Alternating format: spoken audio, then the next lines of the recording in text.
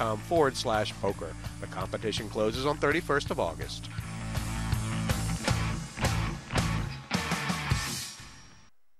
On the table, their competitiveness and will to win is evident. The biggest personalities of the game have collided. Off the table, they've bonded, they've bantered, they've bet on each other. Poker has never been like this. There's a lot of banter in the green room, a lot of verbal jousting, and a lot of egos. There's more ego in the green room than there is water in the Hoover Dam, but it makes it for a very fun and entertaining time. And when we get out on the felt, it's war. Tony, you've tried to double up the most dangerous player on the table without you think you're the most dangerous? Much better worst player I've ever seen, you prick. I need to knock you out. But whenever I come over here, I'm having a good time hanging out with everybody. We're playing side games in the hotel. We're betting on pool matches. We're just having a good time, commentating on each other. I love that camaraderie. Played great poker one more time. Great poker. There's a strange divide between the mood on the table and the mood off it. Off the table, we're all good friends. There's a lot of gambling going on in the evenings on, other things where a lot of money is changing hands. It says 5 to 1. He was 5. These are booked bets. The market. So it's written there and I say, can I have it? And you go, now it's 9 to 2. But on the table, of course, it gets more and more serious as the tournament progresses. Make no mistake, there's banter. You know, Kenna James sings songs and Devilfish and Phil Hellmuth have a bit of a musing needle and Yuha and Roland call each other fat. But underneath all that lightheartedness, they are all so desperate to beat each other.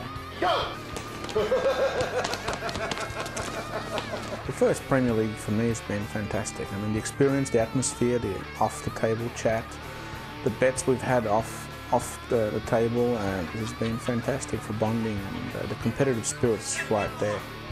The best poker event I've ever participated in, and this is what poker's all about at the top level. Raised to 6,000 total.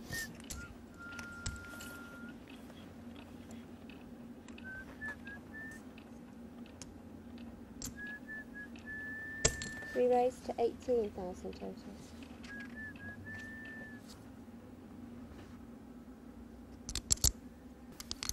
Two nines for Liz.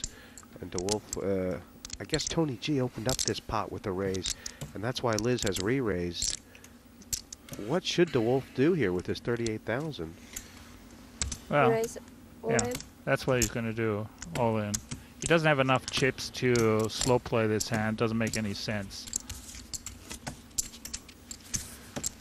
Oh, wow. Oh, my God. No wonder Vicky's mouth is hanging open.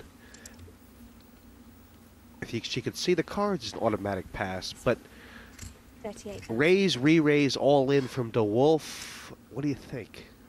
This needs some thinking, because Vicky has to think it over. If Liz loses this pot against DeWolf or Tony G, then it might be best to just pass the hand. We have raise, re-raise. Jacks are probably not the best hand. She should know that by now. And she has Tony G still sitting behind, so he can have something too. Who should she be thinking? Whose hand should she be thinking about most right now? Liz, Lou, you think? Because Liz did make a re-raise. I mean, doesn't Liz figure to be very strong here? Yes, absolutely. She can have something like the nines she does have right now. What should I do, Roland? But I think that you're going to call. She's going to call, definitely. She's going to call. Well, it's only 20,000. Call.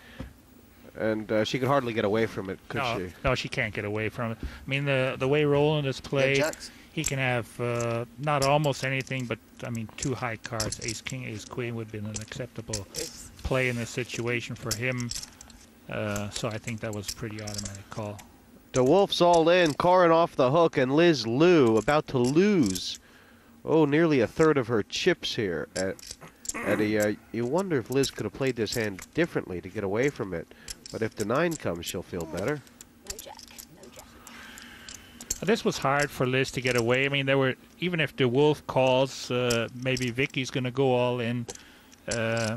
Maybe then she can fold the hand, but the way hand was played, I don't think she did have a chance. Tony G had the ace, but Liz looking for a 9 here. Anything else? There we go.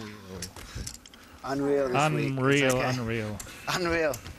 Good luck, guys. Right, it's the whole week. The whole series. That's how it goes. He's right about that, actually, Eddie. He hasn't- That's, I mean, when you run like that, what can you do? It's nothing you can do, mate. Nothing. He has not been running Wow. very good here this week. Roll on Good the luck, wolf. everyone. That's And scary. Wow. last 2 matches, he never lasted more than half a dozen hands, really. What more can I do? I can't do more as a poker player, but that's it. You know, get your money in ahead and hope it stands up. That's the game. It's been a great event, and I'll be back next time where the luck will be on my side and I'll win. A merciful end to Roland's Premier League, and the rest of the table will be relieved to know they didn't get the goose egg. They all need points. Raise it. Raise to 6,000 total. Comes Tony G with the King 8. Liz, she's suspicious. Pass. Pass, call. I've got a monster. Me too. He does. 2 monsters. How could you just call this if you're Ian Fraser? He doesn't want to get a race in? If Tony has a I don't pair? know. Ian does funny things at times. He often just a smooth call, big hands. He slow plays a lot of hands. Check. Well, Tony G's got the flush draw. Ian's got top pair, top kicker. Tony G might not get away from this. This is true. If Ian Fraser raises here, it's hard to say what. 20. Raise to 20. I've seen Tony go all in this spot before. Yeah, but the situation was a bit different. Re-raise.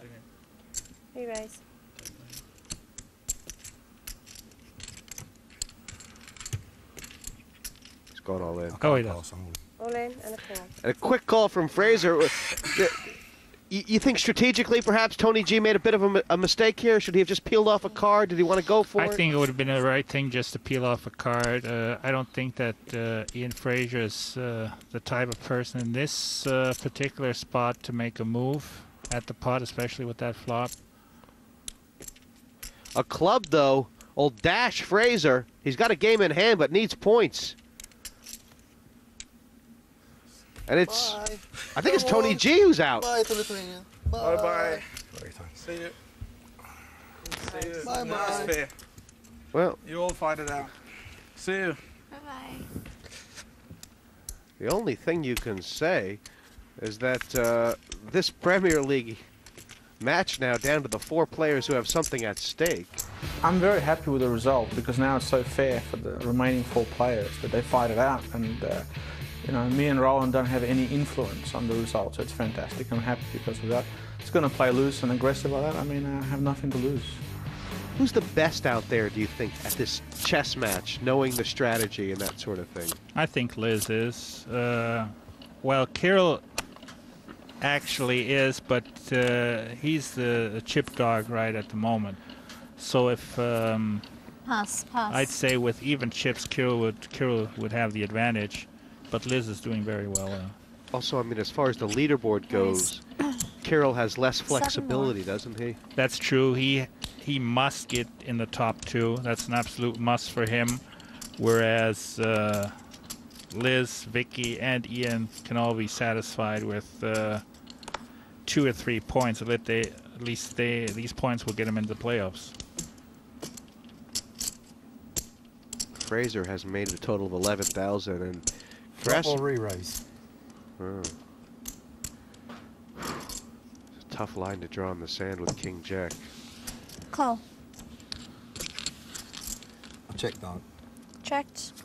The last time Ian did that to Carol, Carol went all in on a semi-bluff, and Ian had flopped 2 pair.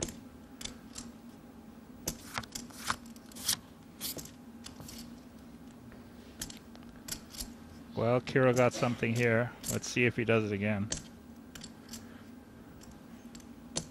Do you like the fact that he called before the flop instead of re-raising? Or